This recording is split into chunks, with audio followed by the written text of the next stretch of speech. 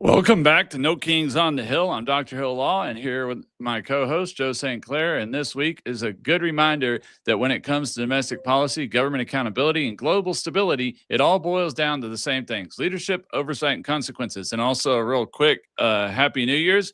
Hope you're enjoying the last day and that you've got your New Year's resolutions intact and ready for this next year and have a great year. So for this week, we learned that billions of dollars of taxpayer money that were intended to be tended to help the most vulnerable among us instead were stolen, squandered, or otherwise abused in the broad daylight of open government. At the same time, we also are seeing renewed diplomatic efforts between President Trump and Ukraine, a potential breakthrough on Israel and the Palestinians, and increased tensions in the Pacific. Now, from welfare fraud in Minnesota to HUD waste in all 50 states of $5.8 billion to high stakes diplomacy with world leaders and rising tensions between China and Taiwan, it's not a question of if these things are connected. It's a question of who is actually being held accountable. Now, I'm going to go ahead and have a word from our sponsors, and then we will get back to the show. Heard of Q Broadcast? It's taking the world by storm. People are cutting the cord to their high cable bills and moving away from streaming services like Netflix, Hulu, and others for something better. Q Broadcast. For just $60 a month, you'll get access to every channel you could ever want, including HBO, Cinemax, and Starz. And the best part? There are no contracts, no hidden fees, and you're free to cancel anytime. With Q Broadcast, you can enjoy streaming live TV, movies, and top series on up to 5 devices at once. Whether you're at home or on the go, Q Broadcast makes sure your entertainment is always at your fingertips. Imagine being able to watch all your favorite channels from anywhere, anytime, without any restrictions. We're talking about thousands of movies, hundreds of TV series, and a huge library of live channels, all in one place. And don't forget video on demand and pay-per-view events. Those are included at no extra cost, so you'll never miss a big event again. Now, take a second and think about your current cable bill. You're probably paying anywhere between $100 and $300 every month, locked into long-term contracts and hit with surprise rate increases. With Q Broadcast, that's a thing of the past. It's just $60 a month. No contracts, no extra fees, no hidden costs, and no price hikes. Why juggle multiple subscriptions like Netflix, Hulu, and cable when Q Broadcast gives you everything you need in one convenient package? People everywhere are switching to Q Broadcast, saving money and getting more content than ever before. So, what are you waiting for? Click the link in the description and sign up for Q Broadcast today. Just $60 a month, no contracts, no hidden fees. It's time to take control of your entertainment and start streaming smarter.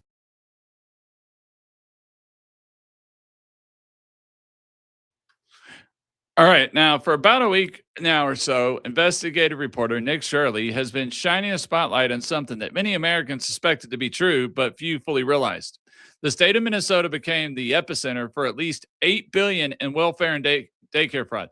There wasn't accidental oversight or human errors. This was a lax enforcement, shell companies, programs that have never been audited, and billions sent out the door. This wasn't theoretical money. This was money intended to feed children, support families, assist working parents, and a whole lot more, taken at an entirely unacceptable scale. And here's the worst part. Warning signs had been raised, oversight caution had been given, and accountability is happening now, months later, and only after the fraud was large enough and broad enough to be entirely undeniable. Contrast that to what the federal government found recently during the final year of President Biden's first term. HUD recovered $5.8 billion in waste and fraud throughout all the 50 states. It wasn't just in one area of the country. Wasn't just in one part of a given state. It was throughout the federal system, riddled with a lack of basic stewardship. It was red states and blue states. It was a system that neglected to do its job. And when fraud is normalized and accountability is a suggestion, confidence in government erodes entirely. As all of this is coming to light here at home, President Donald Trump is again making moves on the world stage. Last week, he had a meeting with Volodymyr Zelenskyy at Mar-a-Lago to discuss the future of the Ukraine war and the potential of what an endgame might look like. He also had a sit-down with Benjamin Netanyahu as Israel continues to face threats and pressures in the region from Iranian-backed entities, along with meeting the second part of the peace deal signed earlier this year. But while those talks are going on, there's another separate and potentially much more consequential flashpoint growing in the background. China and Taiwan military saber rattling in the Taiwan Strait is only continuing to build up. Economic leverage, naval buildups, and diplomatic signaling are all ratcheting up, and the window for miscalculation is narrowing rapidly. So here's the commonality between all of this. A nation that cannot rein in fraud at home, a government that cannot properly manage taxpayer dollars, is a nation that broadcasts weakness to the rest of the world. Fiscal responsibility is not just about budgets. It's about having credibility. Oversight is not just red tape. It's about national security. Now, obviously, we don't want too much red tape, but we've got to have a balance there, because too much red tape, it slows everything down. Too little red tape, we get what we've seen in Minnesota and then what's starting to uncover in California. And it's in the 20 and 30, 40, 50, $70 billion range. Honestly, I think by the time the Trump administration gets done exposing this stuff, we're looking in the trillions of dollars. So tonight, we're going to connect these dots between these domestic catastrophes and foreign policy choices made by the executive branch. We're going to explore why accountability is important, no matter your political party. And we're going to see what happens when citizens start finally ask questions. Where did the money go, and who was allowed to let it happen? Because on No Kings on the Hill, power is accountable to the people, not to the other way around. Now, I'm going to go ahead and move over to our first set. So we're going to look at a couple videos here. We're going to start with the Nick Shirley video. And then after that, we'll go and look at some of the other videos and just kind of go through. We're not going to watch this whole video. It's 42 minutes. We'll watch a couple points of it where it just really shows the blatant fraud and just that there's no way they couldn't have known this. And then we'll go ahead and discuss kind of the two-state why the solution that President Trump posed for Israel is not a two-state solution. We'll go over what's going to happen in the Israeli ones, and then go from there. Oh, is my mic not working? No, you're good. You're coming through loud and clear for me. Okay, I thought I saw 3 messages, so that's why I was wondering. I don't see any messages. You might be getting texted. They might need to check their audio. Oh no, it was you. That was earlier. Yeah, okay, that was earlier. All right. So now let me go ahead and we'll go through this video. I'll get a couple places in it, but let's just start with the beginning here. Hello, we'd like to ask where the money's going. What do you guys think about the fraud that's taking place here in Minnesota? I don't think anybody is enabling fraud to happen. Hold Governor Walz accountable for this. What was this money spent on? 1.26 million. What was that money spent on? There aren't any kids. Answer the question. Are there children? There's no children inside this building. Potentially the largest fraud scandal in U.S. history is taking place in Minnesota, as literally billions of dollars have been funneled through Somali-ran fraudulent businesses. So much fraud, it could actually almost replace the entire GDP of Somalia. These fraudsters have worked hand in hand with the Minnesota government as they enabled billions of dollars to be given to fraudulent businesses underneath welfare purposes. Some of this money eventually landed in the hands of terrorist groups in Somalia, like the Al-Shabaab, and others enriched themselves all at the U.S. taxpayers' expense. And in this video, we will break down all of the fraud from start to finish, from going to the fraudulent businesses and confronting the people who are making millions of dollars from the government. And we will also be confronting the incompetent government leaders who let this fraud happen. And to make this happen, I met up with a man who's been doing his own investigation for years now, as he has seen the fraud firsthand. His name is David. Let's get into this and be prepared to be shocked. Now, I want to say something. A lot of people are trying to say, oh, this is fake information. No, what David did is he went and he found the daycare names, their information, and he requested through a process that the state of Minnesota has to get the information of what all this money is reported. I've heard people now claiming, oh, they were closed or whatever. Well, if they are closed or out of business, then why were they shown getting money for this whole last year? Explain that. It's just not. Yeah. How deep is this fraud here inside of Minnesota? It is far worse than anybody can imagine. You heard it's 7 to 10 billion and maybe more. And now the numbers have been revised and put out there publicly that they think it's more like 8 billion. How I got involved is that where my office is here in Minneapolis, I'm sort of in the heart of all of this fraud. And I would see these childcare centers. I said, well, there aren't any kids there. It's the middle of the day.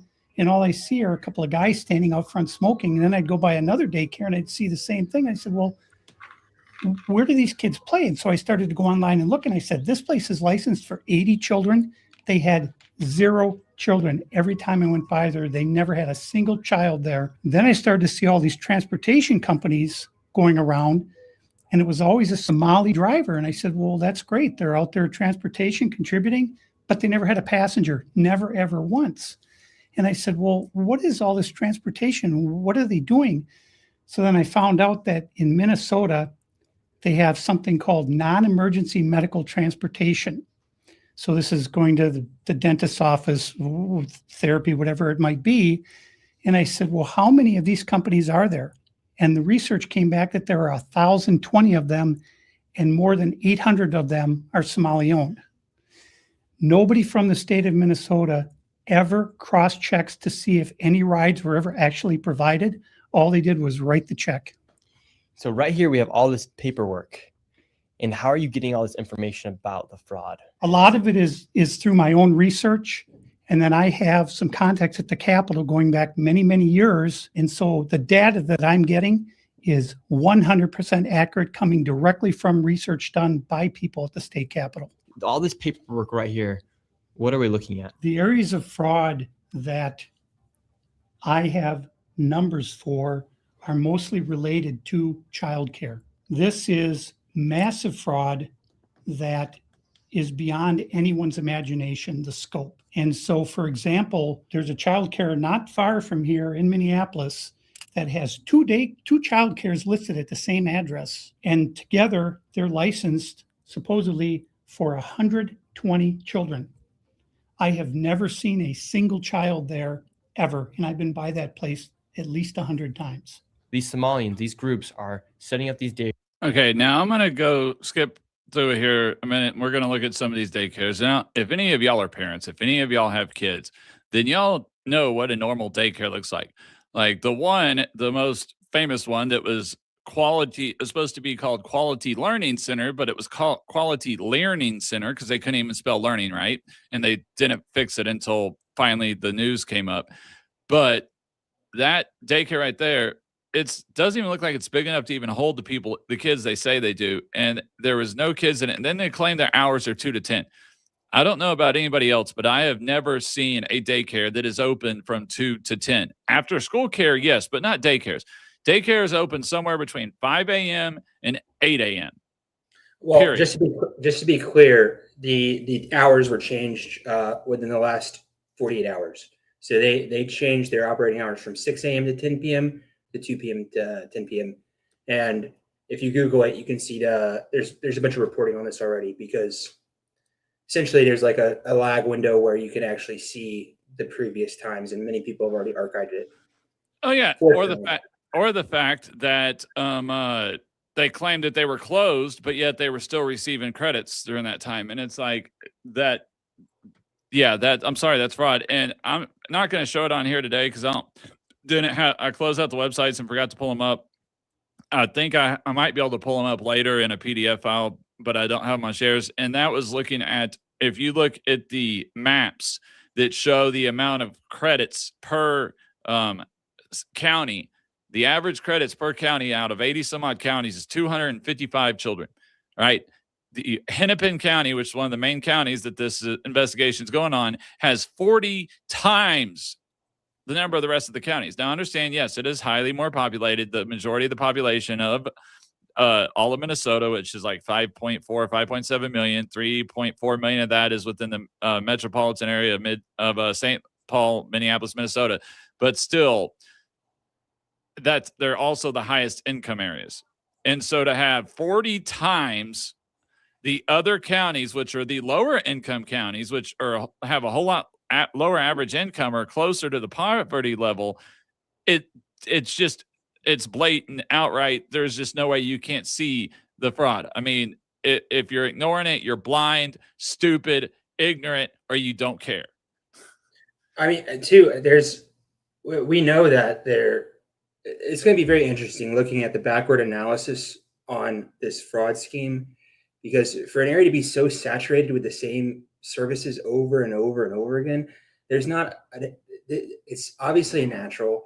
It's completely manipulated. And where else in the United States do you walk and you see buildings full of daycare centers? It's not a thing. Well, no, Because you don't we're have not- that many kids in an area. You're like, okay, in the state of Texas, I would say you see a daycare, you might see the amount of daycares that they went to that day in that area, you might see that in a 20, 30, 40-mile radius. And Yeah. I'm talking in Dallas, Fort Worth, which has a larger population than all of Minnesota. Yeah. And we And- don't have daycares that are on top of daycares, on top of daycares, on top of daycares. They're still spread out 2.5, 3, 4, or 5 miles each because there's not that many children there.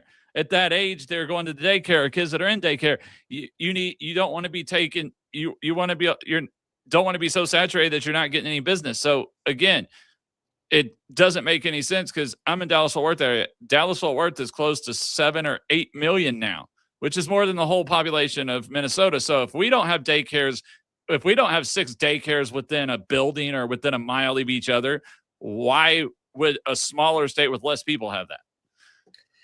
Yeah, and I wonder.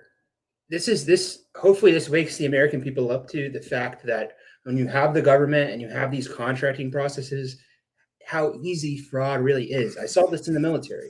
There's companies out there that get these huge contracts and they say they're doing XYZ amount of work, and then they just pencil whip everything. I saw that. I was a translator in the Air Force. I saw our language vendors doing this. So this again, to me, it also highlights the fact that we really do not need or want the government providing us these services in the first place, because when you have the private sector doing it, it's not sustainable.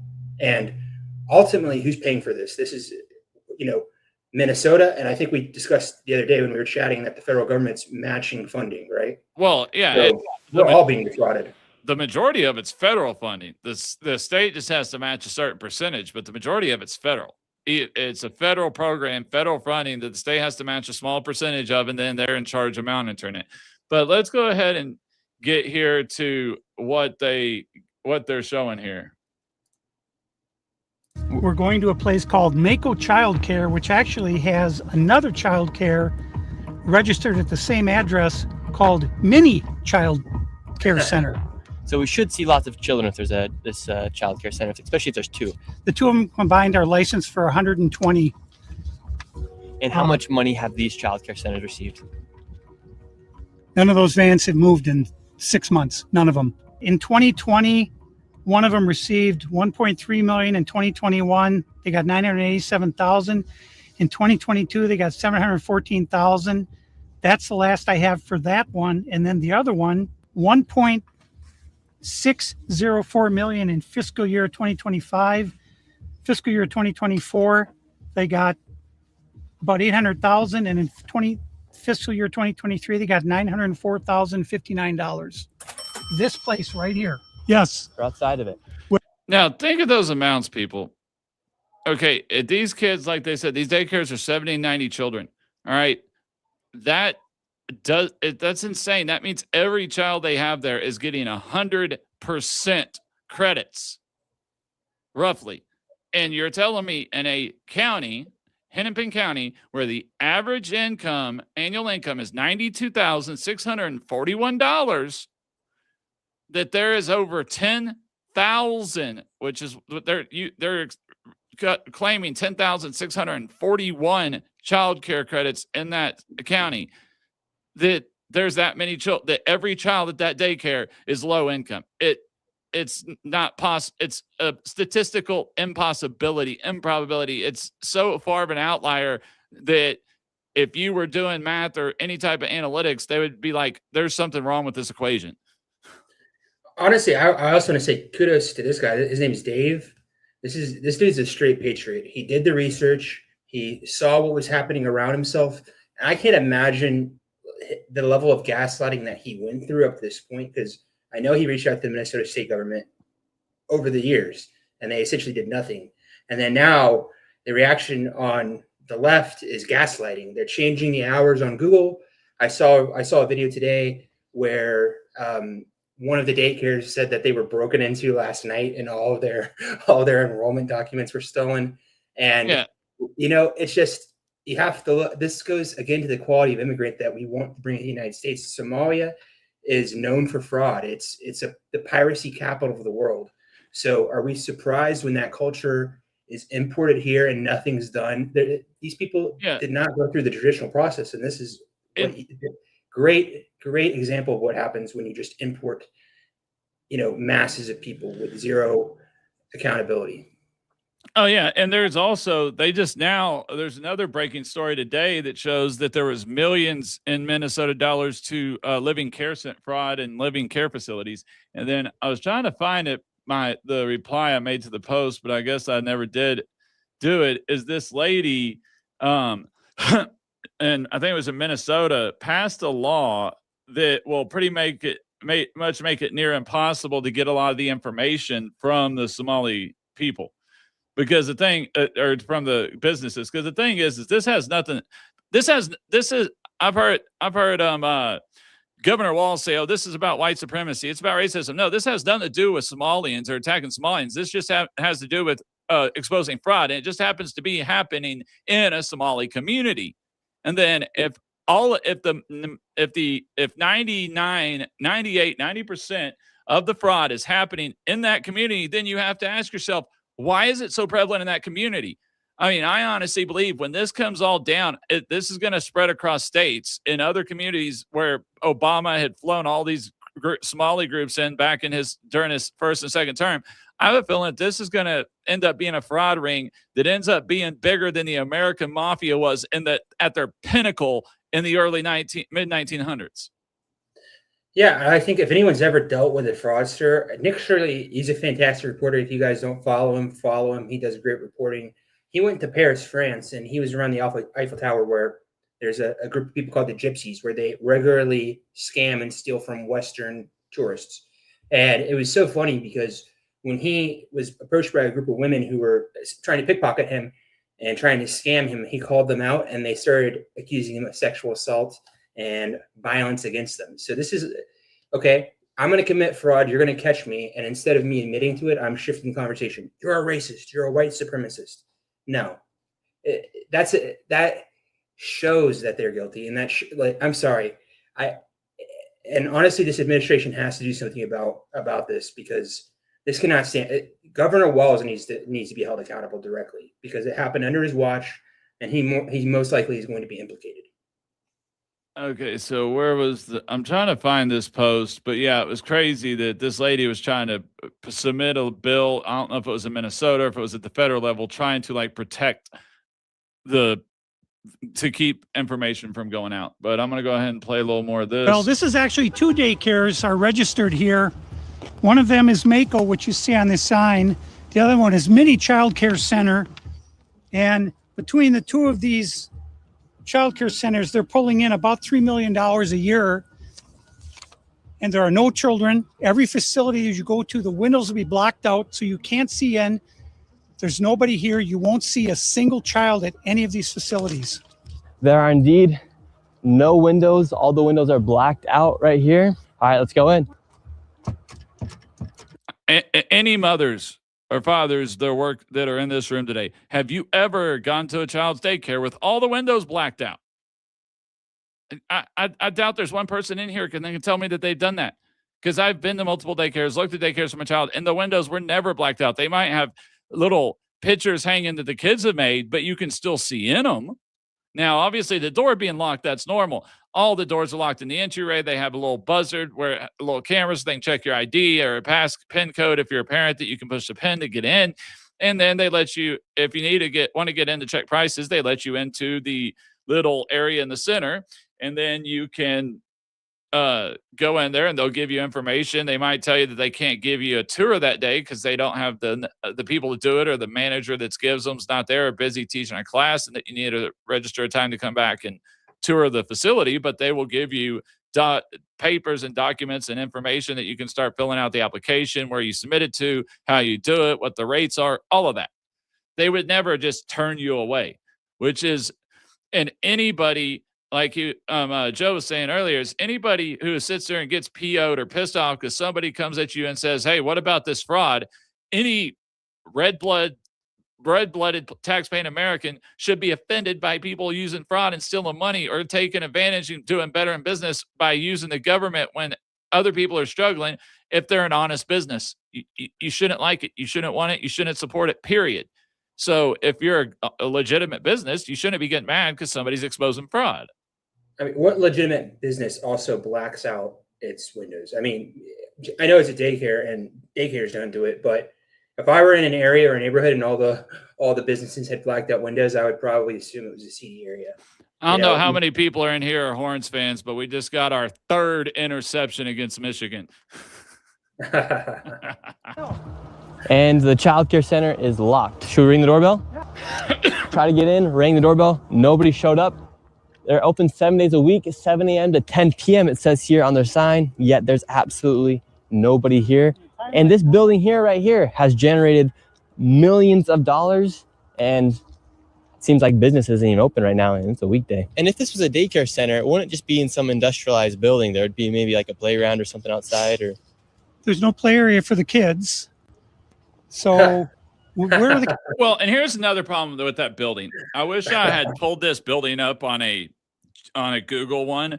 Now, I have seen daycares where they're in like a shopping center or something and aren't in like a more house built one with the playground outside and stuff, but they still have windows all around them. They're not bricked.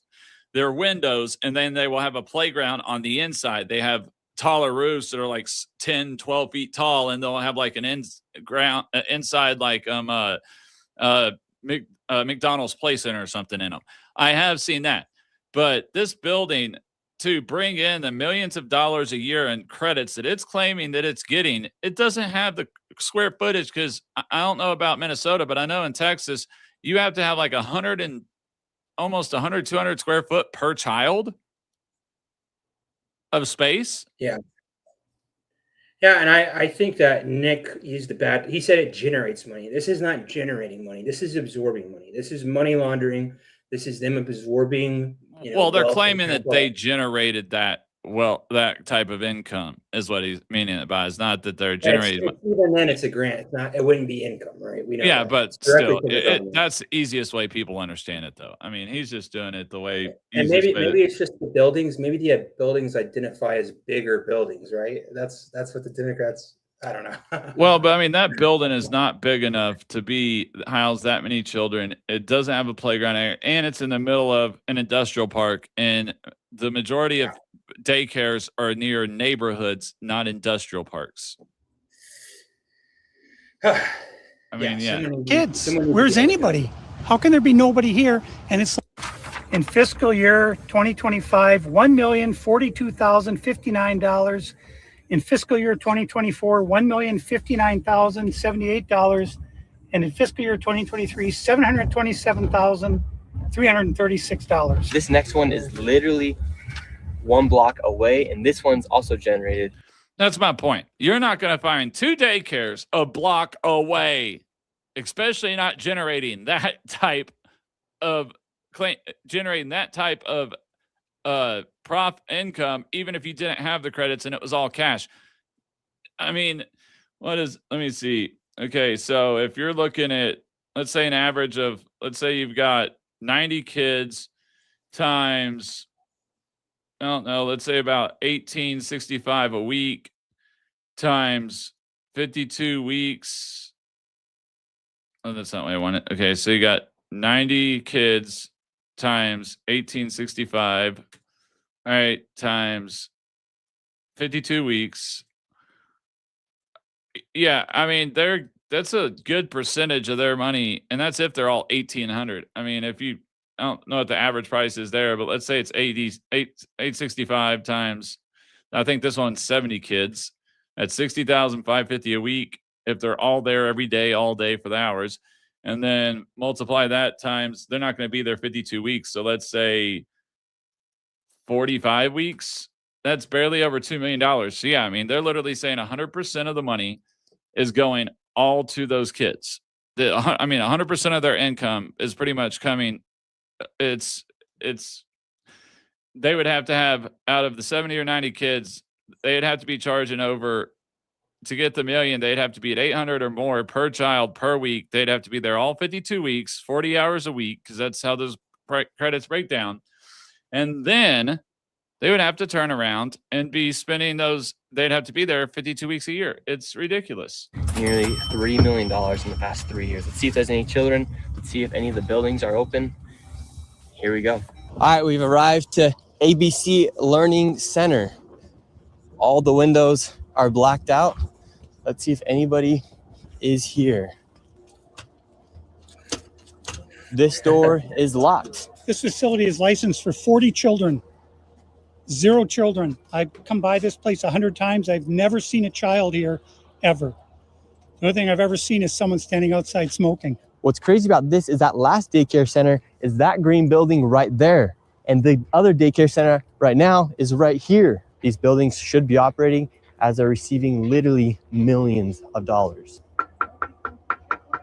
I knocked on the door, and to my surprise, somebody actually answered the door. Hello? Can we speak? I would like to check a child in the daycare. Why? Can I speak to a manager? Where can I get paperwork to file for my son? I wanted to put my son Joey in daycare. And after a few questions, the lady went silent. Looks like little Joey Shirley ain't going to daycare here. And now where are we going? Now we're going to Sweet Angel Childcare. We're in the middle of a strip mall here inside of this neighborhood. In fiscal year 2025, this facility, which says it's licensed for 74 kids, was paid $1.26 million in tax money. And there are no kids. And all the facilities are the same way, all of them. Let's see if anyone opens. Yeah, let's see. Once again, I try to find a spot for my son Joey, and they would not open the door. I want to put my son Joey in daycare. I'm trying to find the spot on this one where they seven- actually talk to the Hey, guy. 1.26 kids right here. Kids there. What's up? If I can put my son Joey, put your kid here.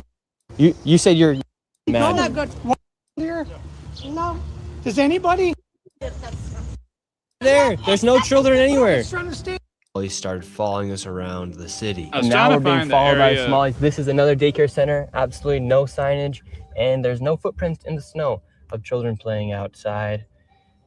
$5 million within the past 5.9 2. million in 2 years. 5.9 million they received in 2 years. That facility right there. And now we have a group of Somalis telling us in our vehicle right now. From this daycare center, we headed over to the infamous Quality Learning Center, which actually spells Quality Leering Center on the outside of their sign. That's how blatant this fraud is here at this. Now, this one, they've actually changed. They've actually finally fixed their sign. I think even attempted to change the phone number. This daycare. Don't open up. So this is Quality Leering Center. I meant to say Quality Learning Center. Don't open up. They said they spelt learning wrong. Don't open up. How do you have ice here, ma'am? I'm literally a YouTuber. Don't open up. Ma'am, what do you think about the fraud that's taking place here in Minnesota? Don't open up. We have ice. And what do you think about this place being licensed for 99 children? Okay, yeah. So a 23-year-old white guy, a 50-some-odd-year-old or 60-some-odd-year-old white guy in gray hair with a vest on, and a 20-year-old black dude in a suit that's behind the camera right now, and 2 security guards in all blue parkas. Yeah, they're really ice. I mean, look at the woman screaming it. I hate to say it, but she looks very affluent. Look at how she's dressed. She's been shopping. I mean, she looks like she's had a very, very privileged life. And to me, if we allow this to continue, I don't know what working American will actually buy into the system, right? Because when you're working your butt off and you're trying to make ends meet, I mean, obviously, like I think his name is Dave. He's a business owner. And then you see this going on. I'm afraid that if you know the Dems take if they win the midterms and God forbid the presidency next time, what this is going to signal to everyone operating under this system is that the fraud money, like the fraud gun's back on, and this is going to spread like a wildfire. While everyone's going to want to get theirs, and that's exactly what happened at the collapse of Rome. Was you had the bureaucrats and aristocrats, you know, taking basically acting as parasites on the overall system, and it led to its collapse. Well, But- actually, if I can't get the one Texas congressional member for District 35, the new district that's drawn in, to come on our show for interview, I am going to try to get Eddie to let me get to interview the guy he's working with in Texas. I can't remember his name now, but here, I want to play this because this section right here, and I agree with you, these midterms are so important, it's unreal. But I want to play this little part where he actually talks to somebody who's American that lives in the area, and just listen to what they say. Place here in Minnesota. Yeah, I'm with Nick Shirley. This lady, she's calling us ICE. We're just trying to put law and order back in the streets of the United States. Get rid of all the fraud. Have you ever seen children at that daycare center right there? Where? Yeah, it's right there. It says the child. You've never seen daycare. I haven't seen anybody in here. We're going to educate you on something. So what do you think about this daycare center? They spelled learning wrong. They've received over $1.9 million this year alone, and they're supposed to have 99 children here. I don't see it. 99 children. Have you ever seen any children here? None at all. None. This year they got 1.9 million. Last year they got 1.5 million of your tax money for 99 children. We just want to know, where are the kids? Right. Where are the children? I don't see them. I've been here since 2017. I haven't seen anybody like Never that seen here. a child here. No, not at all. And so you've Many never years. seen a child here for 8 years? Nope, not at all. Key word is he's not a MAGA reporter. He's a journalist, and this guy is a random person that just walked up that lives there. And he said he's been there since 2017. And anybody that goes, oh, President Trump was a president in 2017, doesn't matter. This is state level, not federal level. You have to catch the state level. It has to be caught. It's their jobs to manage. It's really the state's job to manage these programs. Only when it gets this bad does it really get to the federal government's levels. But I mean, this guy said he's been there for 8 years and he has never seen any kids in there. And even recently, when they ran the day that they tried to fix their sign and start throwing kids in there, it was like 20 kids. And it's like, you're supposed to have 99, not 20. I think too, it's important to say, yeah, it might have been happening during Trump's first administration, but you have to remember, when he came into office, he was immediately lambasted and attacked on every single legal. His Department of Justice didn't have time to look into fraud within the states, right? They were busy fighting every single battle that got raised over Russiagate, over the various impeachments that occurred. So, I mean, this is why you can't have the federal government or any kind of government weaponized to help people or to hurt people. And it just goes to say, like, we do not want the centralization of power, right?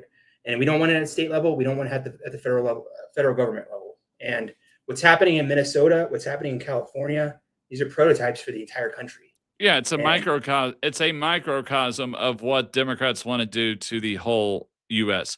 And now the thing is there's been shows that the corruption and the fraud in California is somewhere near 70 billion. So you start adding this up. I still honestly, truly believe that by the end of President Trump's term, especially if we win the midterms and we can keep control of the House and the Senate, that the fraud over the last decade will be somewhere near $1 or $2 trillion between welfare, the transportation, like the whole welfare system, the whole government grant system, housing, HUD. I mean, they just discovered now the HUD, the 5.8 billion in HUD throughout the whole system, which the whole system and Section 8 and stuff for like HUD gets, I think it's 43.8 billion a year. So 5.8 is a really small amount of it. It's a really small portion. And probably the majority of that 30,000 things throughout the states were people that just slipped through the cracks.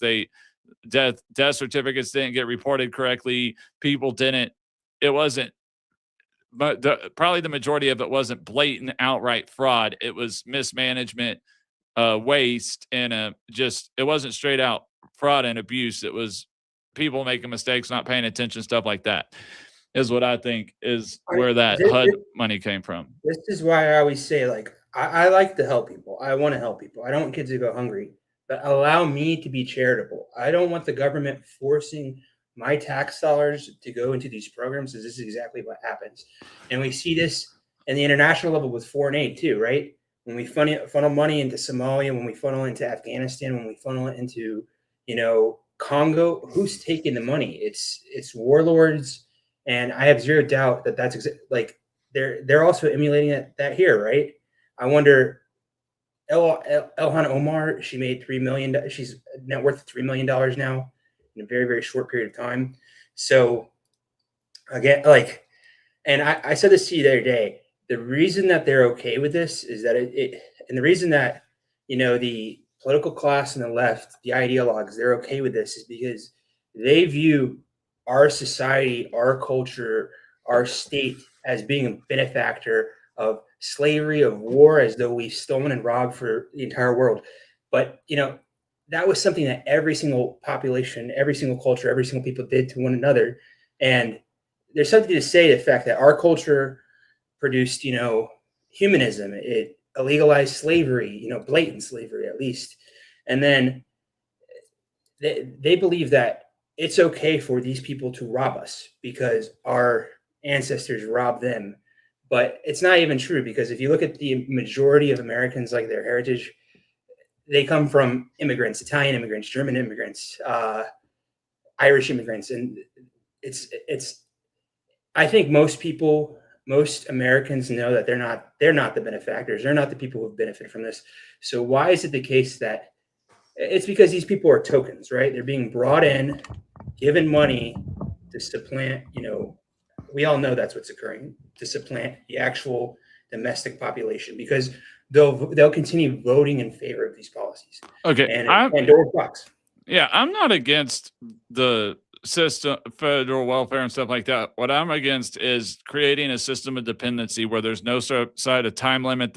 It's not set up to help people actually get better their education, better their job training, get a better job, and actually get out of poverty. That's where my issue is. And also my issue is if you look at Texas, the fraud, while we might have some waste here, it's nowhere near any of the other states. And it's like, we aren't a highly regulated state, but we have enough regulation that you're not going to be able to sit there and gyp us for millions of dollars for child care credits through the daycare systems because of the checks and balances they have between the parents, the daycare, and the state, and how they have to approve attendance and they have to verify attendance and everything to actually get that money. And so there's ways to do it without it being too overly burdened to where and it's funny because in like Minnesota and stuff, you go try to build a building or develop something or open a business, the regulations and the red tape are out the wazoos. But when it comes to giving out taxpayer money, there's no regulations at all. And that's the problem, is they have too much regulation on business, people creating businesses and building businesses and all of that, but they don't have any regulation at all on federal money funds going out. They just want to give it. They don't care. It's like they don't care because they want to buy votes. They want to grow votes. That's all they care about is, if these people are getting free money, then they're going to come to us. If we keep them dependent, they're going to come vote for us. And that's literally that's all they care about. But let's get off of this one. I was going to get on to the one that we kind of talked about the other night. I tried to get you on there last night to cover it, but I had some people asking about it because let's talk about Israel. And everybody was saying, they got on the thing that, Israel, we're paying for their Medicaid. We're actually sending them money for medical care service, which we're not. It's a $3.8 billion a year. It goes strictly to military. They're having to pay it back. It's on a loan or a grant. And then 500 million of that goes to the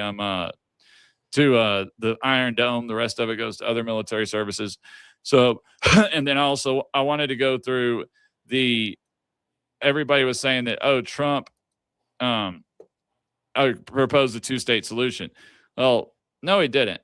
So the Trump peace plan wasn't a two-state solution. It was a security-first, sovereignty-first framework built around reality instead of wishful thinking. And that's exactly why it was supported by Netanyahu and attacked by the global bureaucracy. Now, who was at the table? It's a framework built for President Trump's administration and rolled out publicly in January 2020 with Prime Minister Benjamin Netanyahu standing next to him. But unlikely every administration before him, Trump didn't start with UN talking points. He started with security realities on the ground. So this is, we just finally got the peace deal done, and this is coming from President Trump's 2020. So no, it wasn't Biden.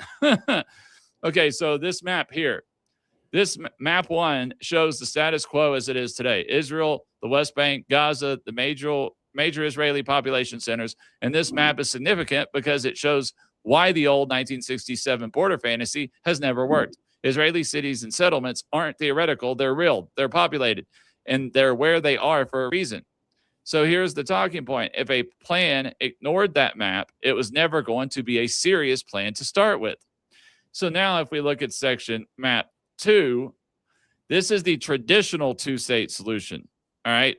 The one peddled by the UN and previous U.S. administrations. Israel's back to near 67 borders. East Jerusalem is now a Palestinian capital, and the Jordan Valley is no longer an Israeli security concern. Trump explicitly rejected that map. Why? Because it leaves Israel indefensible, and it just hands a victory trophy to decades of failed Palestinian leadership.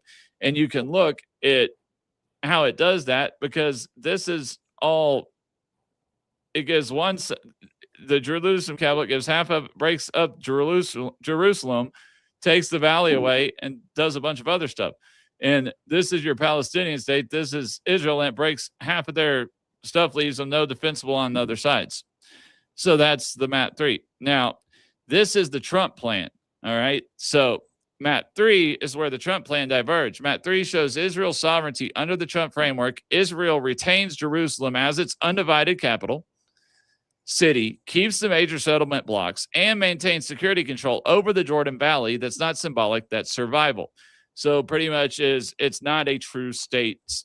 It's not a true state. They have no weapons, no military, no protection of self. Israel still has fully control over that. And they get this little area right here. And they get those little red spots right there and they're connected by, you'll see here in a minute how they connect. But the little red marks are where Palestine is. Jordan Valley stays under Israel's control. These are united Jerusalem, the populated cities, and the rest of the dark blue is Israel. So now I'll go to map 4. Now this is a conditional Palestine entity. So that you see there's tunnel and bridges that connect the Palestine throughout and all of this. So what it does is the Palestinians were offered not a traditional state, but a demilitarized conditional entity, disconnected territories linked by infrastructure, tunnels, and bridges, but no army, no airspace, and no independent borders. Statehood was earned, not granted. And so we go to the final map, which is map 5. Map 5 shows why this wasn't a two-state solution in the classic sense. Israel has overall security authority. Palestinian leadership has to recognize Israel, renounce terrorism, and demonstrate governance capacity before anything else happens. That's the opposite of every failed peace process we've seen. So no, the Trump peace plan was not a two-state solution. It was a security-first, sovereignty-first framework built around reality instead of wishful thinking. And that's precisely why it was supported by Netanyahu and attacked by the global bureaucracy. And say that again. And so, as you can see, there's no army in in certain areas. They keep control of the airspace, and they keep control of the Israeli border control. So they're not having to worry about their security controls from Jordan or Egypt or on the north, whatchamacallit's on the north. Trying to think of the country on the north. It doesn't show it on here. Lebanon. But yeah. You have Lebanon and then Jordan and then Yeah, Syria. that's right, Lebanon. Yeah, and Syria. And so that's why they never, because somebody was saying, oh, President Trump proposed a two-state solution. No, he didn't. It's not a true, they're not getting a true state. If you don't have your own military, your own, because people forget it's a state solution in the fact of like America. Okay, Texas and Georgia, we don't get our own militaries per se, because even our National Guard is still part of the American military. So we don't get our own, and we don't have borders separate as far as like country-wise from the United States.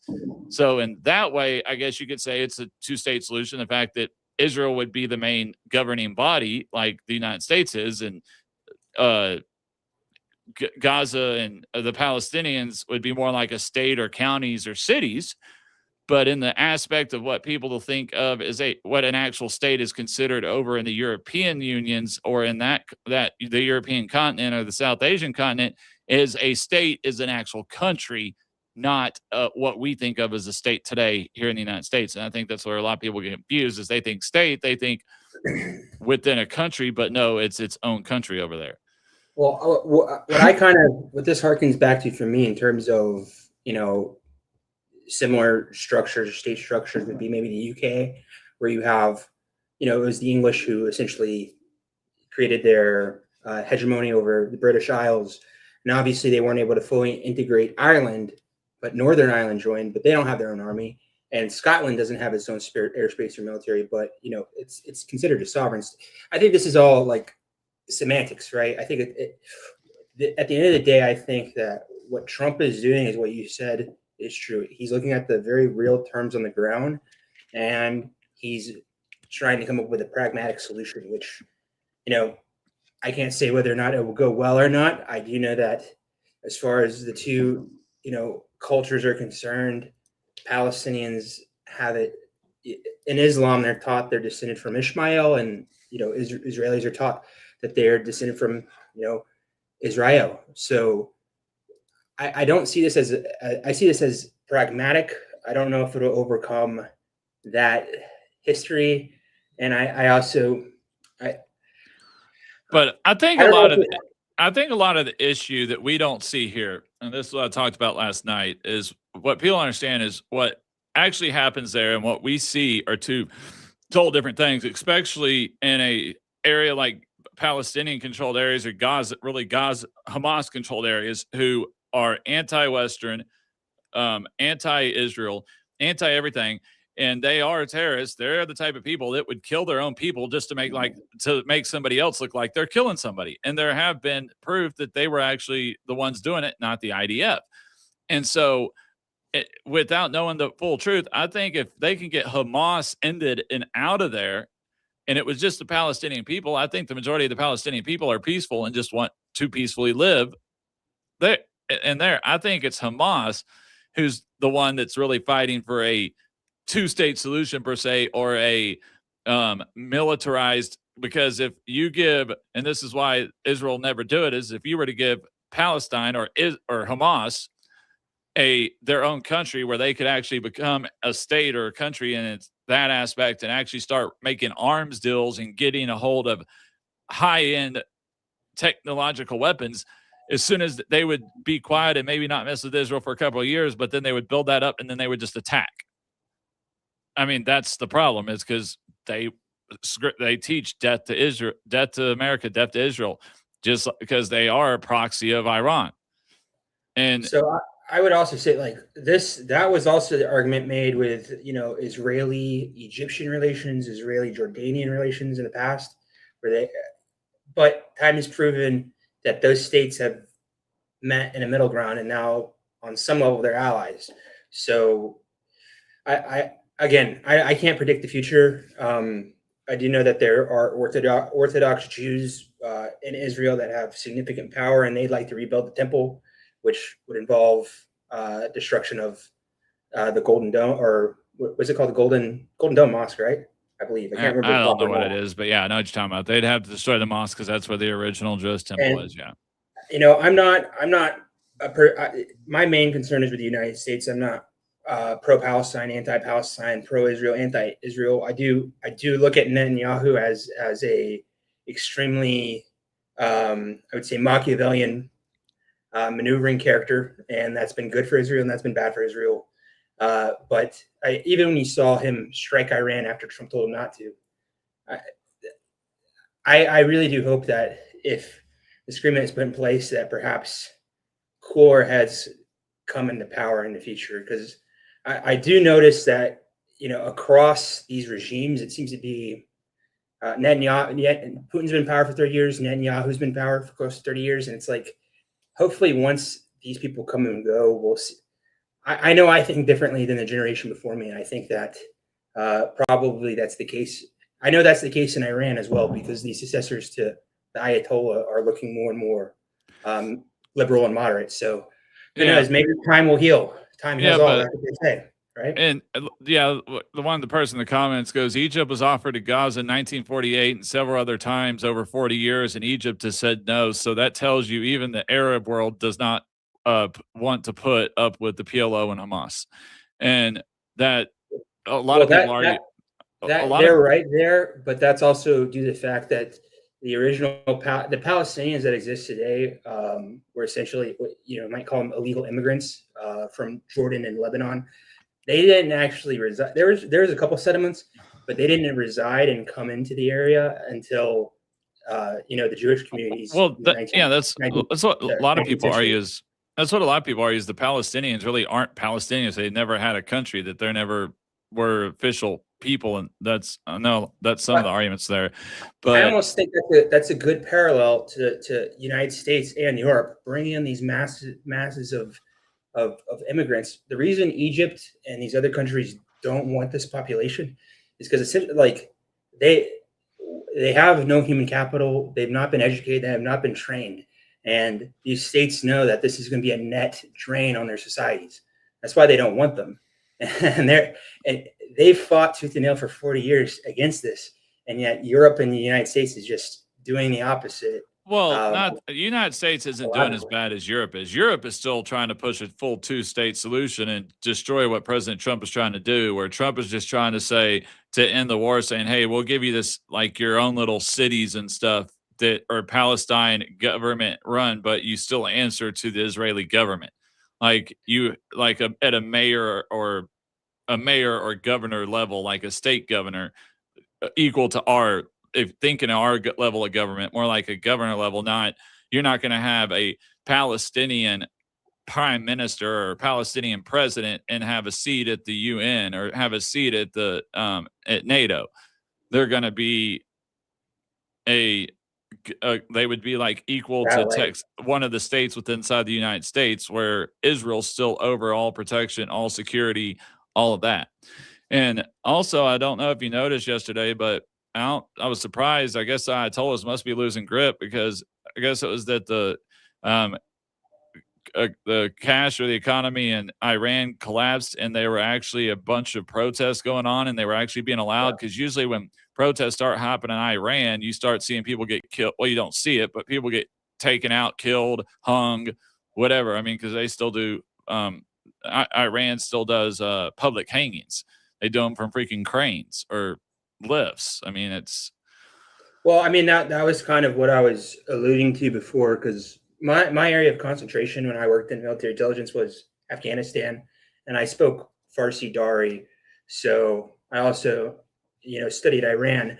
And I think overall, the number one game changer in Afghanistan, the Taliban is still a brutal regime, but they have liberalized, and they will make examples out of a few people. But the truth is, when we invaded in 2001, they wouldn't allow the internet.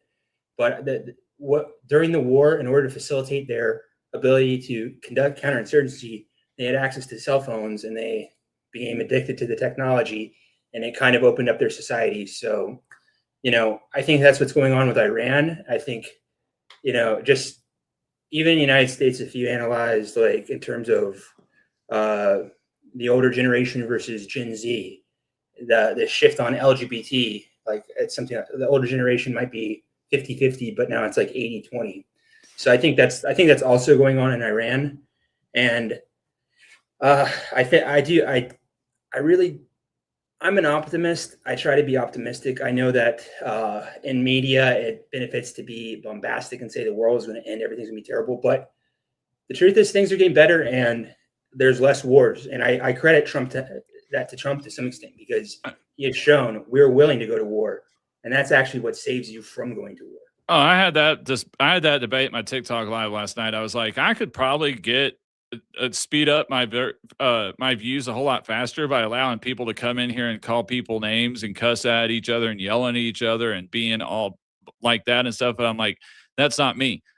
I was like, I used to be that way when I was younger. I said, but as I've gotten older, and also as I've gotten more intelligent, I've gotten more educated and stuff, I've learned to not let my emotions control me. I've learned to, the majority of the time, no matter what I say, I am not going to change somebody's mind. I'm just not. No matter how many receipts I show them, how much proof I show them that what I'm saying is the truth, they're going to believe what they want to believe. So getting all angry and yelling and screaming and getting my heart rate up and trying to have a heart attack makes no sense. It's like staying even tone, kill. I mean, I try to inflect my voice a little bit so it's not like a robot, but it's like, why am I going to be all, I'm not, because when I go into those rooms where everybody's yelling, and it's like you can't even learn anything or get anything across to actually have a logical or intelligent debate. Because if everybody's just yelling and crossing across each other, then people are saying stuff and you're not even hearing what they're saying. And it's like, obviously that's what people for some reason want or sell, but it takes longer to get views doing that way. But I'd rather do it the truth. And I try to, and with like Israel, I'm kind of neutral. I mean, I understand Eddie's view on Israel, and he doesn't have a problem with like Israelis or the Jewish people. He has a problem with the Israeli government. He has a problem with Netanyahu and the IDF and their version of the CIA and stuff. Mossad is what he has an issue with. I think he's probably correct on that. I would say so as well. And I see, just like in the United States, we have competing interest groups and agencies within our own country that are vying for power and greater access to finances. I see that within Israel. And I do think, I don't want to even say the name of the organization. I think that their intelligence agency is largely pulling the strings of their government. And it's not, I can't say it's a free society because of that. And that's in the same way that, yes, Saudi Arabia is our ally, but the Saudi king is murdering journalists. If I could, I would disconnect myself from that regime. And as an American, I hope that our leaders end up doing that. I don't want to be allied with tyrants or people murdering journalists or enslaving other people, Yeah, but unfortunately, sometimes being a ally or at least aligned with is better than being enemies with. Because the old saying, keep your enemies close. I mean, keep your friends close, but your enemies closer. Because and it goes to what you were talking about there, where you said if you talk to somebody and you tell them you're wrong, it's like an object in motion, right? I'll use my Zen, going like this. They both fall to the wayside, right? But an object in motion, you go like this, you shoot the trajectory off to the side. So it's really better when you're engaging someone to tell them, find your common points and then slowly correct them and try to get them to see your point of view by finding like a place of common ground. Yeah, I think that's what we do with Saudi Arabia, and I think they're also liberalizing, right? Yeah. 10 years ago, it was illegal for women to drive. So yeah, and that's also, I think, like everybody on the left is like, oh, President Trump's Putin's puppet because he won't insult Putin, he won't call him names. And I'm thinking, okay, Putin doesn't have to stop this war. He doesn't need to stop this war. He's got the money, he's got the people.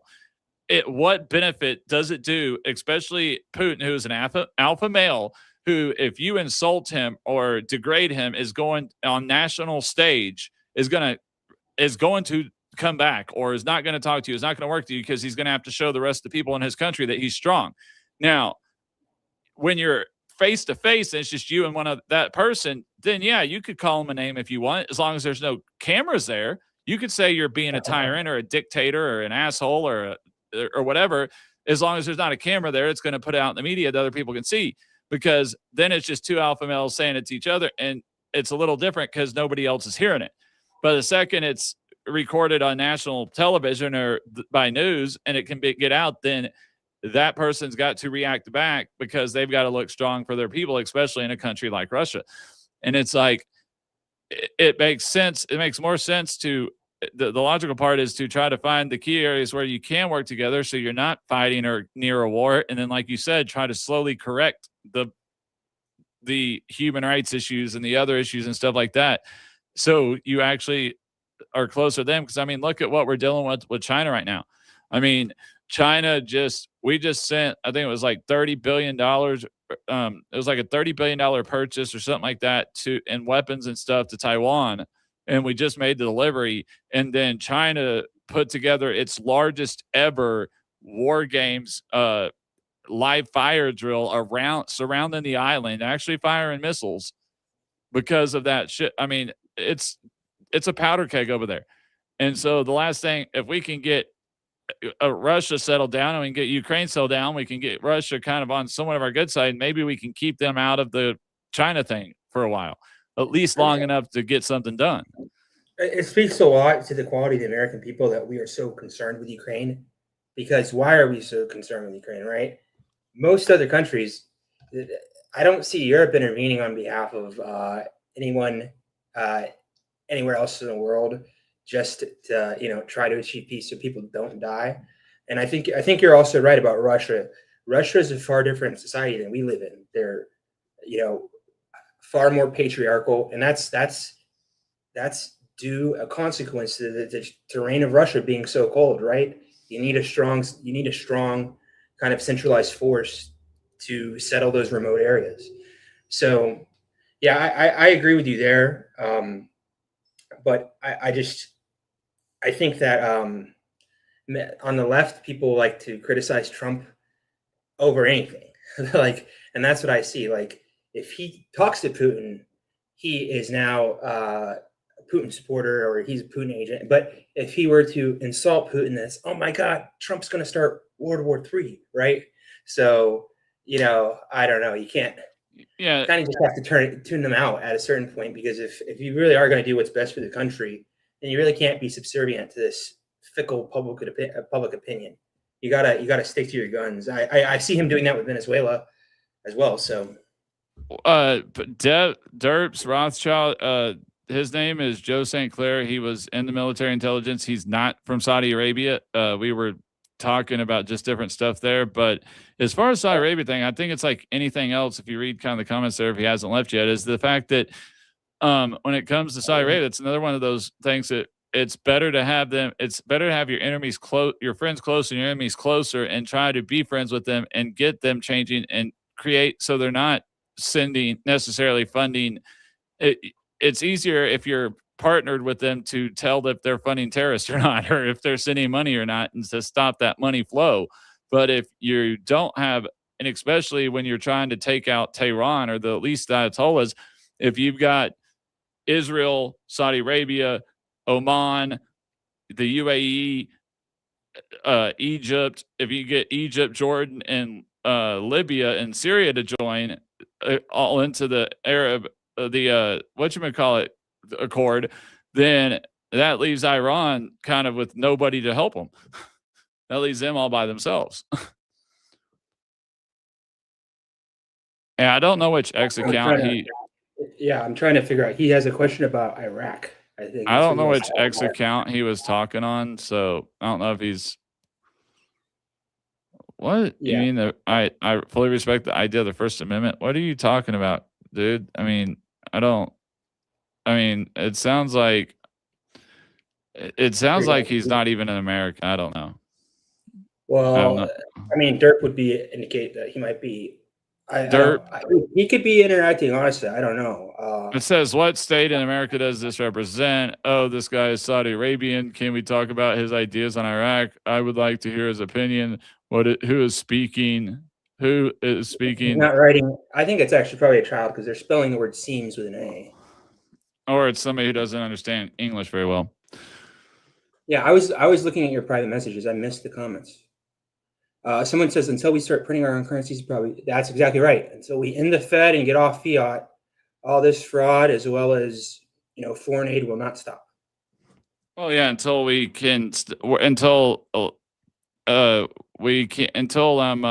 currency is unlimited printing and we actually have to balance a budget. Yeah. Oh, hey, we got a commenter named Kenneth Cadwell 2124. Nick Shirley's video has been debunked. It has not been debunked. No, it has not. I was gonna say, I love it. This is what they do. They go in and they will gaslight you and they'll lie to you straight to your face. For all I know, that's probably a Somali person sitting in Minnesota going on well, I'm not gonna say that, it's just a Democrat, but I'm sorry. Even the FBI verified that his video and the information given in his video were correct. That's coming straight from the FBI, that the data number that Nick Shirley was giving out actually matched what the FBI had. And so, no, it's not a fake thing. And I'm sorry, but you can tell he was there in the middle of the weekday, in the middle of a week, and it says they're open from 7 a.m. to 10 p.m. or 6 p.m. or whatever, but yet nobody's there. Even the ones that people would open the door, there was no children in there. He had one open door, there was like one child in there. I'm sorry, but I've been to then after all this happened, all of a sudden, somehow some 20 children show up at the one daycare first thing in the morning. Well, I'm sorry, I've dropped my kid off at daycare plenty of times, and 20 parents don't show up at once. Maybe 5, 6, whatever. As the 5 are leaving, 5 more come in, but you don't have 20 just all coming at once. And the problem is, though, is that daycare was claiming 99 children, and they're only showing 20. It's not. I haven't read the Constitution. I have a doctorate in law and policy. I've read the Constitution from front to back, top to bottom, side to side. So I have no idea what you're talking about. The first establishment of religion. Okay. The Congress establishment of religion has nothing to do with separation of church and state. That actually goes back to a 19. Did I put it in my debate quotes on? Did I actually put that what year it was? I can't remember if I actually put it in here or not. I'm trying to remember. It goes back to the 1802 letter. Let me see if I can find it in my notes. I think Surf is trolling you. I don't really know, because why did he bring that up? Yeah, I don't know either. Where did that come up? Where did separation of church and state even come up from? We weren't even talking about that. But I was trying. Yeah, here it is. Right. I'll cover it real quick just because they want to troll us in that way. So, where am I going to? Where's my notes? All right. So, yeah. The idea of a constitutional separation of church and state did not originate in the U.S. Constitution itself. It comes from a later political phrase that was gradually and incorrectly treated as if it were constitutional doctrine. In 1802, Thomas Jefferson's letter to the Danbury Baptists, the phrase that reshaped public understanding, appears in an 1802 private letter written by Thomas Jefferson to the Danbury Baptist Association. Jefferson wrote, quoting Jefferson, "I contemplate with sovereign reverence that act of the whole American people, which declared that their legislature should make no law respecting an establishment of religion or prohibiting the free exercise thereof, thus building a wall of separation between church and state." But see, what people don't understand is he was referencing and trying to stop the United States from having like a Church of England, not stating that you can't that you can't teach biblical knowledge in a school, or that you can't hang the 10 Commandments in a school, or that you can't say God bless America or anything like that, because that's not saying that that's not establishing a state religion. That's not the state saying that it accepts that religion. That's just talking. That's history. It's theology. It's a total different story. So there is no separation of church and state in the First Amendment. It doesn't say separation of church and state. It says that they can make no establishment of a religion, establishing a government religion or government-sponsored church. Nothing about that governments can't quote from the Bible, read from the Bible, or hang up a 10 Commandments. Nah, shit. Thomas Jefferson wrote the Declaration of Independence, or one of the ones that signed the Declaration of Independence. He didn't write the whole thing. He was one of the ones of the writing the Federalist Papers. John Jay, Thomas Jefferson, James Madison, Benjamin Franklin didn't put his name in the it was Madison, Jefferson, John Jay, and I forgot the other one. It was in the Federalist Papers. So, yeah, but I mean, okay, so he's right in the sense that, yes, Thomas Jefferson wrote a part of the Constitution, but he didn't write the whole thing. So this is a great example. I'm going to use George Rothschild as a perfect example of the type of person that's coming out of the U.S. education system today, is that rather than being taught full-fledged history, they're being taught multiple choice. Yes, no, ABC. Who wrote the U.S. Constitution? Thomas Jefferson. Yeah. Anyone with actual knowledge knows that it's more nuanced than that. So, yeah. Does the U.S. is separation of church and state a constitutional right? Yeah, and they, for some reason, take the answer as yes when it's not.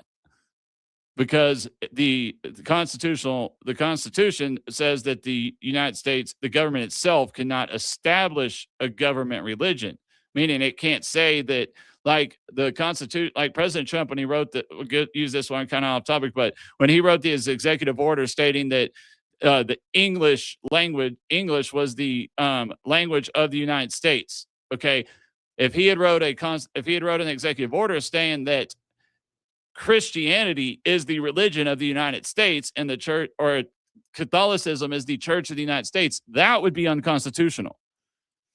But saying "in God we trust" or "God bless America" has nothing to do with establishing a government religion. This guy, I think he's trolling you. He says, "No, the American Declaration of Independence is America, not like." I'm not following him. There was one guy earlier. He said, Mr. Smith. He said, "Funny how the parasite party call each other kings and queens while sucking off the welfare state." Okay, I agree with that to some extent, but you know what? We're all kings and queens. You know why? Because the people are sovereign in the United States. We are all kings, and that's the basis of our system. So that is why it's so perverse that they use the term "no kings," right? Like, okay, I don't want a king over me, but am I sovereign over my own life due to, God giving me sovereignty? Yes, that's absolutely true. So, the "no kings on the hill" thing is the picking the name "No Kings on the Hill" for the podcast is a play on how idiotic the saying "no kings" are claiming Trump was a king, when literally, if he was a king, he wouldn't have been able to have the rally. I mean, and he would have. And when the federal government, when the Supreme Court just ruled that he couldn't deploy the National Guard to Chicago, he didn't. Now, even though they did technically rule he could deploy the Marines, but I don't know why you'd want the regular Marines sent before the National Guard, but okay. I mean, that's pretty much, and obviously it wasn't a full court hearing. It was just an emergency hearing, so they could still challenge it and send it to the full court panel. I mean, Justice Kavanaugh and Justice whatchamacallit, highly dissented on that. They gave their dissent on it, thinking it was idiotic, pretty much saying it was idiotic. Yeah, Marines. Marines are known for their, common sense and not causing things to go. I'm trying to figure out what I was trying to figure out. Okay, here it is. I'm gonna see if I can get the link to the. I mean, my best students were Marines. I'll say that, but my crazy students were Marines. So Marines have their time and place, but I'd say maybe domestic protests are not ideal for Marines. But hey, that's what they wanted, right? Yeah, I'm trying. Oh, here's what I was looking for. Okay, where is my link to the Supreme Court? All right. Nope, it didn't. It expired, I guess. Oh, that's weird. Kenneth Cadwell says Hamas is a bad terrorist group, but what many of you don't get is that more Palestinians join Hamas every year because of human rights violations Israel's done to them. I don't disagree with that, but I don't condone violence on either side. So I'm not going to pick Israel over Palestine or Hamas over Palestine or either or, right? Yeah, no, but I was trying to. I thought I downloaded it, but I guess I didn't. I was trying to find. I don't care. I was trying to find my I was trying to find a dissent from the National Guard thing of saying how it was totally went against normal president and was pretty much rewriting the legislation that Congress had acted, saying it says different stuff than it did. And I was trying to find it, but I thought I'd download it. Now I gotta look for it again.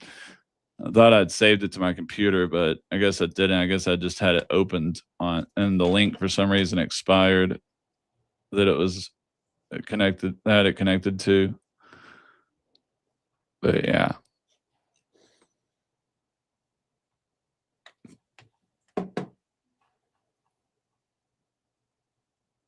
What, dude? We've never even met in person, really? I did just ignore this guy. Yeah, that's a troll. I was gonna say he's trolling because it's like I've never even met him in person. I guess he's imagining it. Whatever. I got this guy's got some interesting fantasies.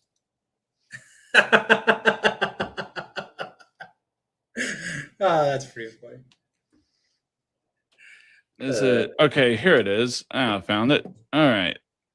Trump v. Illinois. It's because the link that was there, they moved it. For some reason, they changed the link to they because it was a temporary link because they just posted it from the order that day. So I guess it was a temporary order. I'm trying to get to the dissenting opinion. It wasn't Kavanaugh. He concurred in the judgment. It was now I'm trying to remember it was who the dissent was, but May not be Alito. I would have figured. yeah, it was Alito and trying to remember who Alito, Jay dissenting with Thomas. That's who it was. It was Thomas and Alito. Okay, so Justice Alito, with whom Justice Thomas joins dissenting. In our adversarial system of adjudication, we follow the principle of party presentation. Clark v. Sweeney, 607 U.S. 2025 per curiam, slip op at 2, quoting United States v. Signeth Smith, 590 U.S. 371, 375, 2020. If a party passes up what seems to us a promising argument, we do not assume the role of advocate. Instead, we normally decide the questions that the parties choose to present. In this case, the court has unnecessarily and unwisely departed from standard practice. It raised an argument that respondents waived below, and it now rules in respondents' favor on that ground.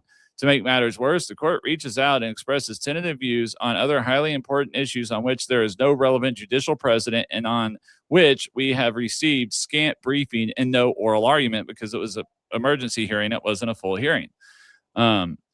First, the court suggests that the principal statutory provision involved in the case, 10 U.S.C. 124063, contains a restriction that has no grounding in the statutory text, namely that unable with the regular forces to execute the law of the United States actually means unable with the regular forces to execute the laws of the United States for reasons other than the lack of lawful authority to do so.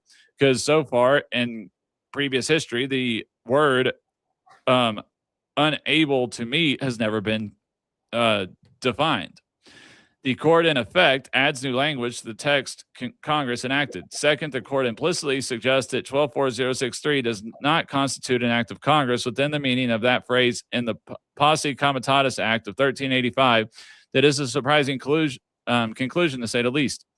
Third, the court expresses the tentative view that the phrase execute the laws of the United States in 124063 does not include protective functions, so that even if the National Guard is properly deployed under that provision, it may not be given the task of preventing potentially lethal attacks on civilian federal law enforcement officers or the takeover or destruction of government facilities. According to the court's apparent reasoning, National Guard members may enforce the immigration laws by, for example, arrest and process aliens, but they may not perform the protective functions for which they are better suited. That, too, is surprising. I'm not going to go through the whole, their dissent's pretty big, but, I mean, you're telling me that it's literally the National Guard, even the Marines, are better suited for protecting, not going and arresting and being a police officer, but that's pretty much what you're saying that they should be doing versus protecting buildings. And yeah. It was ridiculous.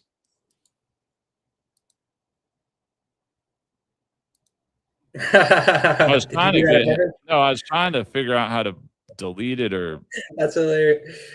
I don't know why you think that would be I guess he's homophobic or something for him to be. He's asking. The guy doesn't even know who Alito is. So yeah, this isn't an American.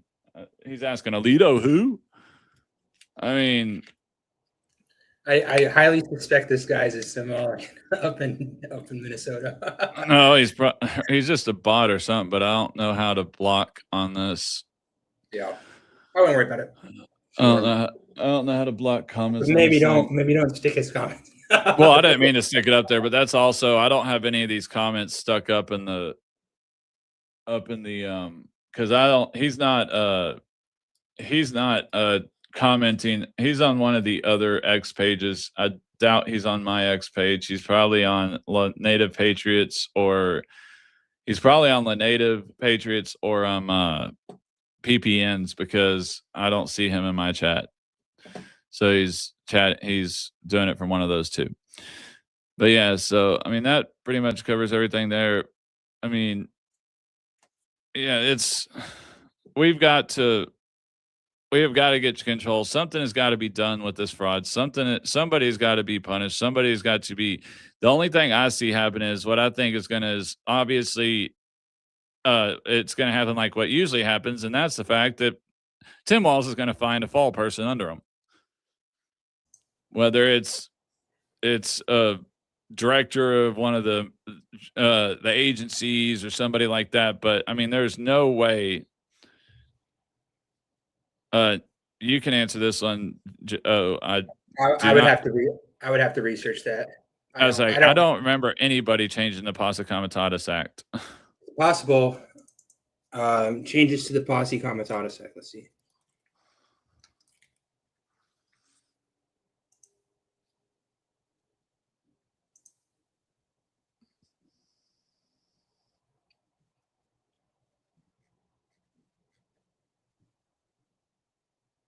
No, I'm just seeing proposals. I don't see any. Yeah, I don't think there's been any official changes to Posse Comitatus Act in a long time. Since a long time ago, there's been proposals, but I don't remember any ever passing. There's the strengthening the Posse Comitatus Act of 2020, but it was proposed. It was proposed, but it didn't pass. Yeah. Yeah, I don't. Well, yeah, Congress is split, so I'm not surprised by that. Oh, actually, it was updated in 2021 according to Wikipedia. Well, I'm not going to go with Wikipedia. I would look at the actual. Yeah. I would. That's something I would actually want to research before answering. Yeah, get in the LexisNexis and actually see it. Get in, or at least get into Congress and see if it actually get the bill number. Question. Get the bill number and actually see if the bill number passed and if it was actually passed into law. Because, I mean, just like the fact a lot of people understand is they sit there and say Congress has done nothing this term, but in reality, Congress has passed almost 500 pieces of legislation. It's just only 54 of them has the Senate passed concurring bills to and gotten through to the president. But in reality, I mean, Congress can only pass the bills they pass. Then it's up to the Senate to pass the bills to pass a concurrent piece of legislation in order for it, a matching piece of legislation in order for it to go to the president. So if Congress, if Senate doesn't do anything, then it looks like Senate doesn't do its job, it looks like Congress isn't doing its job. I mean, the House isn't doing its job. If the House doesn't do its job, then it looks like even if Senate's doing it, doesn't look like the Senate's doing its job because you don't see anything getting to the president's desk. That's also people have to look is. Tyrone was discussing the National Defense Authorization Act for fiscal year 2022. It looks like which it basically expanded it to include the new individual service components. It looks like. So it wasn't a true updating. It was because obviously the Space Force, Marines, and Air Force were created after the Posse Comitatus Act. So it was adding. They were already included, but it's more specific. Yeah, so, I got you. It was to get it more updated to account for the new the new branch of the. Yeah, and it's funny, people always, we don't need a Space Force. Okay, they don't actually have to live on the moon or fly into space to be the Space Force. The Space Force monitors and deals with all of our satellites we know about and satellites we don't know about, and protecting those satellites from foreign adversaries who literally create satellites to destroy our satellites. Yeah, well, also that people who are conjecturing on like the structure of the military don't really understand that. Within the military, each service component has its own specific function, and there's a reason the Air Force was split off from the Army is because when you have the Air Force underneath the Army's never going to want to, it's never going to be the Air Force getting promoted. So you need generals in those specific fields of expertise. Yeah, did you see the last comment? I mean, this, oh my God. I don't even want to read him anymore. I mean, it's like Bruin is a judicial branch of government. You have a judicial branch of government, and that is it. You have legislative, judicial, executive. There's no other branch of government. Lord. If that person's an American citizen or a young kid, and that's what they learn in civics, we've seriously got to fix our education system. We seriously need to fix our education system. If you're not homeschooling or sending your kids to Montessori, they're not even learning to read. I was teaching. Oh, I thought, my kids read. We have them read books at home, so we go buy them books every week, physical books, and make them read them. We don't just allow them to read stuff online and do. I mean, we allow them to do some like Amazon books and stuff online, but we really try to make them read actual physical books and go through them. Now that they're getting older, my two older ones, I need to start making them write me book reports on them so I can see that they're actually truly understanding what they're reading. Because that's what the my problem dad did is, that to me. is because some people might understand, you might be able to read it, but doesn't mean you actually understand the words you're reading. And because that's what I told my kids. I was like, if you were to read this book I'm reading, I was like, on the Constitution stuff, I was like, half the words you'd have to go pick up a dictionary and look what they mean, because Well, the yeah, meaning, because they we don't use them anymore. they don't understand it, and it's like with typing and autocorrect, they don't even know how to spell. And I've noticed, like, I'll use a word. My name on TikTok is Joe Polyglot, and a lot of people conflate that with polygamy or polyamory. I'm like, just because it has the word poly in it isn't, and they don't understand that's a Greek, suffix or prefix. So, I mean, I've been looking into this pretty deeply, and I'm deeply concerned because there's at least one generation of young American kids who are essentially operatively illiterate. So it's going to be very, very. They can't. In order to be a functioning citizen, you have to be able to read. So. Oh yeah, I mean, there's these kids today because of Common Core and everybody that are graduating with like a 3.28 GPA from magna cum laude, a summa cum laude, and somehow they can barely read at an 8th grade level or read at all. And it's like, how did you graduate high school without being able to read? Yeah, I mean, that's probably another deeply existential threat to the way our society operates. Yeah, this person is okay. Whoever writes a judicial decision, and it doesn't matter who writes the judicial decision, it's randomly picks what Supreme Court justice actually writes it. Sometimes it's the newest judge on the court. They get stuck with writing the decisions. Obviously, the dissenters write their own decisions, but they all put together their stuff, and the final decision that's written, sometimes it's the youngest, sometimes it's the it depends on which judge picks to write the full decision. Obviously, the individual judges write their own words and stuff, and they write their dissents, or if they're concurring or dissenting or partially concurring, partially dissenting, all that. But that doesn't make them a judicial branch. That doesn't make them the decision of the court. The court's decision is based on a majority. So or plurality if there's somebody abstaining. Yeah, but it has nothing to do with whoever writes the actual the opinion or the dissent. Has nothing to do with the case or the government or whatever. Doesn't even. I mean, what's her name? The newest Jackson. I remember there was a decision that she hated, like she dissented the heck out of it, but she still had to write the whole opinion for the court and read the opinion. She had to write the opinion for the court, even though she was in dissent.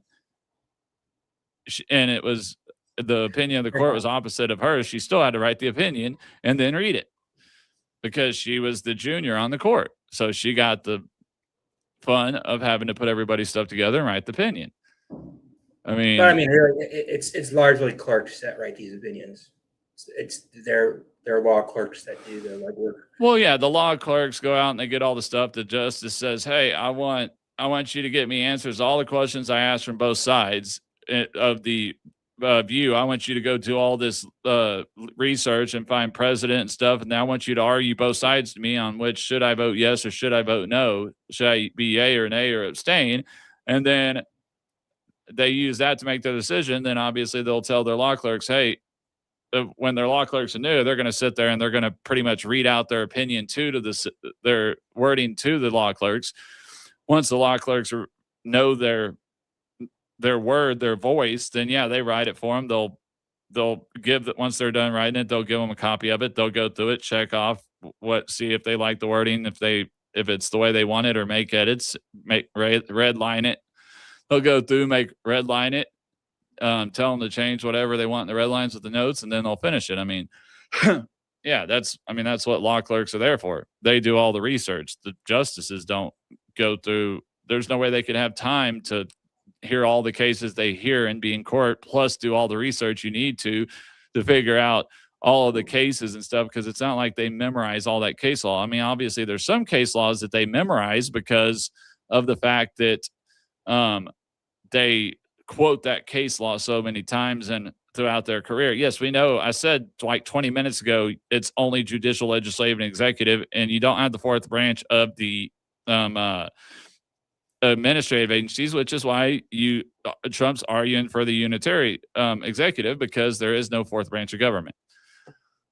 That's the whole point of the unitary theory. This is, so I'm going to use this guy as an example. Like, okay, if you read the opening line of an American civics textbook, it'll tell you that there are three branches, right? And that's the level of education this person has. And obviously that's the level of education that they're engaging us on.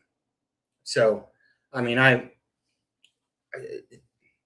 it's impossible. Like, you can't communicate with them because they're not going to understand the jargon or, Yeah, like I mean, we're sitting there literally. Now he's asking what the hell we're even talking about. Like, he doesn't know what the administrative or unitary executive theory is or anything like that.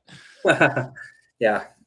All right. Well, then obviously this live is over your head. There was one other topic I can't remember. I wrote it down somewhere. I need to see. I wanted to ask you about. All right. So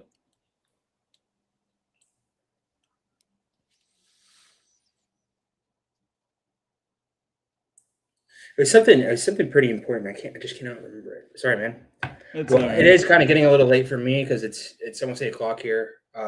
So I do my lives. Well, not this. It's New Year's Eve, so probably get off here because gonna go do some stuff for New Year's Eve and stuff. But no, I usually do my lives till about 8:39 my time. Just depends on TikTok, anyways, depending on how they go. But all right, well. I could stick around for another 10 minutes till the hour. Well, I mean, it's all good. If you don't have the other one, we can just go ahead and end it now. We can just do the hour and 38 minutes. But yeah, I want to thank. I'll look it up and we'll cash it for next week. All right. Yeah. I want to thank everybody for tuning in to No Kings on the Hill with Dr. Hill and Joe St. Clair. Please check us out every Wednesday at 5 p.m. Central Time, 6 p.m. Eastern. Also, please check out the website that's scrolling across the screen down there at the bottom. On the homepage, it has all the links to all of our different social media sites, and also it has the all of our current and past shows. So please check them out. Check out my lives daily on TikTok that I do, and I kind of go through review of what I talked about on here or answer any questions. Also, if you have any ideas on what you would like, the topics you'd like us to see us cover in future episodes, please leave us a message there on the website, and we will check. I will check it when I can, and we'll try to get back to it and see if we get it, because we'd like to really start getting the audience engaged in kind of what topics we're covering. So also, please hit that like, share, subscribe, or follow, depending on whether you're watching us on Facebook, Instagram, TikTok, Twitch, whichever one it is. I mean, YouTube, not TikTok. Facebook, Facebook, Twitch, YouTube, Rumble. Lord, there's too many social media sites that I do lives and separate them on. So we will be back here next Wednesday. I know that here pretty soon we're going to try to start doing some more lives with covering like the 2026 midterms and looking at some of the Republican and Democratic, the people that they're going against, or Republicans and the primary candidates or primary and the Republicans. Try to cover some of that, because obviously the primaries are coming up in 3 months now, roughly. Yeah, because they're in March. Then we got CPAC in April, which the PPN, which is the Patriot Prayer Channel, which is the network that we're on. The show is No Kings on the Hill with Dr. Hill and Joe St. Clair. We are going to be at CPAC with an actual booth doing lives from there and doing broadcasting from CPAC this year. It's in Garland, Texas. So hope to see you there, and y'all have a very good night. and have a happy new year and hope you enjoy it with your family.